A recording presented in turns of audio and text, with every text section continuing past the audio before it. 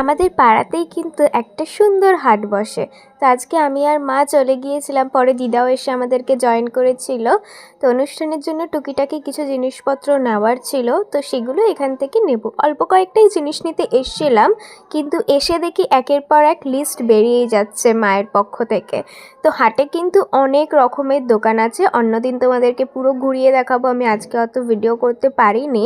এই শাড়িটা এত সুন্দর লাগছিল এবং এই কাকুটার থেকেই আমরা শাড়ি নিই যখন হাটের থেকে কিছু কেনার থাকে। তো ভীষণই ভালো কোয়ালিটি আর দামটাও রিজনেবল। এই কালারটা আমার আর মায়ের দুজনেরই খুব ভালো লেগেছিল। আর আমার মধ্যে না ওই বাছবিচারটা নেই, আমাকে এই ব্র্যান্ডেড জিনিসই কিনতে হবে, ওই শপ থেকেই কিনতে হবে।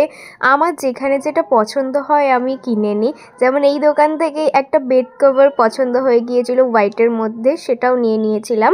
আর আমি পার্সটার দিকে তাকাচ্ছিলাম, মাকে বলেছিলাম একটা নোট বার করে আনতে, মা গোটা পার্সটাই নিয়ে এসেছিল।